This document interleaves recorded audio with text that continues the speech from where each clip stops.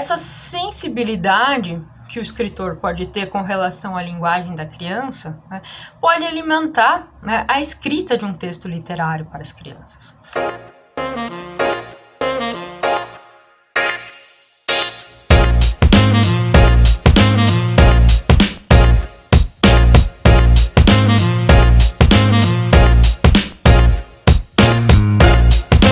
Bem, eu vou começar com esse livro aqui, chamado Casa das Estrelas, de Xavier Naranjo.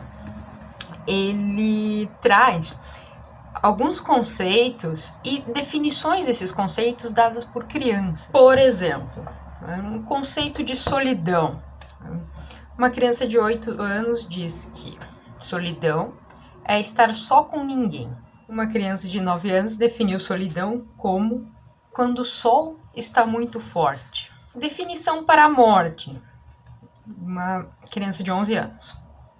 É uma coisa que não volta. De uma de 10 anos. A morte é quando eu morro por causa do corpo. De 11 anos. É um ser vivo já sem vida que ainda temos que amar. Uma criança de 7 anos. É dormir toda a vida. Bem, você já deve ter reparado, né, se você convive com criança, que elas nos trazem essas estruturas, essas conceituações, que nós ficamos pensando, mas de onde que ela tirou tudo isso? Com quem que ela aprendeu? A gente vê brincadeiras que elas fazem com a linguagem e que nos surpreendem. A Glória Quirinos, num livro chamado Sintomas de Poesia na Infância, observou, mapeou, né, algumas ocorrências como essa, as definiu, né, como sintomas de poesia. Então, essas conceituações inesperadas, repetição de uma sequência sonora, criações a partir de estruturas da língua. Para a Glória Quirinos, não se trata de não compreensão ou desatenção das crianças, mas sim uma conceituação, uma relação poética que ela faz entre ela e o mundo por meio da linguagem. Eu vou pegar essas ocorrências, né, e dialogar com a linguística, né, a partir de uma concepção de língua do Carlos Frank, do linguista Carlos Frank, tá, que coloca a criatividade como centro, tá, um dos centros.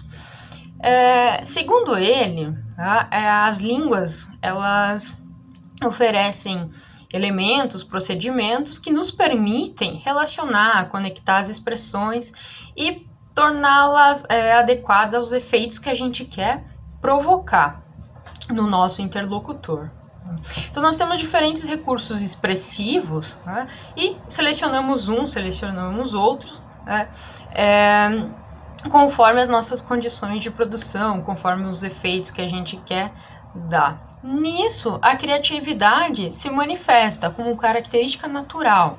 Veja, não se trata de uma habilidade única, né, de um escritor renomado ou de alguém que trabalhe já com a linguagem ou de um professor. Não, a criatividade como uma característica natural da língua. Né?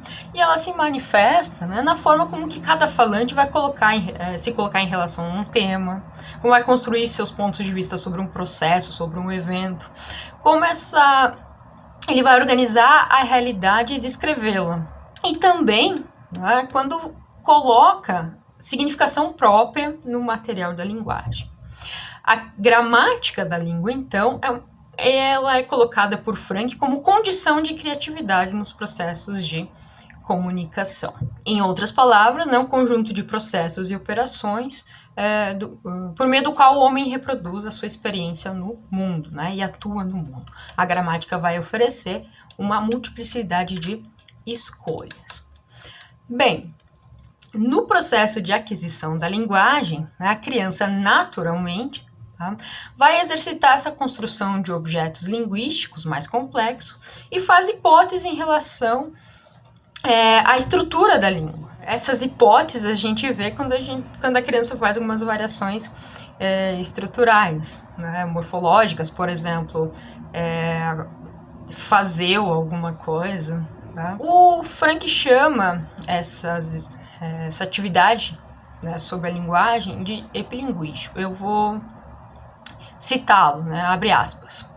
Chamamos de atividade epilinguística essa prática que opera sobre a própria linguagem, compara as expressões, transforma-as, experimenta novos modos de construção canônicos ou não, brinca com a linguagem e investe as formas linguísticas de novas significações. Então a gente tem exemplos de crianças fazendo isso o tempo todo. Eu gosto de um exemplo de um primo meu que estava no maternalzinho, né? E a professora perguntou, né? Os animais que nascem da barriga da mãe são, e ele em alto e bom som respondeu para a turma toda, pancíferos. E claro, né, ele provocou uma reação na turma toda, né, uma reação de riso, inclusive na professora. Mas ele fez a partir de uma estrutura de formação de palavras sobre a qual ele estava construindo hipóteses. O que tem de legal nisso e qual é a relação, então, com a literatura infantil? Bom, essa sensibilidade que o escritor pode ter com relação à linguagem da criança, né, pode alimentar, né, a escrita de um texto literário para as crianças. Então a gente tem aqui uma via de mão dupla. Tá? A literatura infantil ela pode, ao mesmo tempo, se alimentar dessa relação da criança com a linguagem e também oferecer novas experiências linguísticas, narrativas, imagéticas para elas. Tá? Então, é algo natural para a criança, faz parte do processo de aquisição de linguagem, e as estruturas construídas, as conceituações feitas pelas crianças podem ser aproveitadas pelos autores. Tá? Agora eu vou dar um exemplo de um livro que eu gosto muito, é O Gato, do Bartolomeu Campos de Queiroz, tá? E que tem uma das passagens, para mim, mais bonitas, né, sobre a saudade, a relação entre um gato e a lua. E tem um trecho que diz assim: na outra noite foi a lua que não veio. O gato, sobre a janela, espiava o céu. Sabia que havia lua por causa do luar, que acariciava a noite, mas ela não apareceu. O gato não falou. Lambeu o luar que a lua depositava em seu pelo.